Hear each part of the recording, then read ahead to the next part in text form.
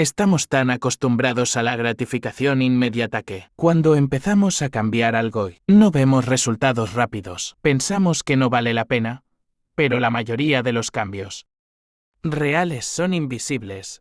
Al principio no vas a ver resultados en 2 días, pero eso no significa que estés estancado. Significa que estás sembrando y las semillas no crecen gritando, crecen en silencio. Con tiempo, con constancia.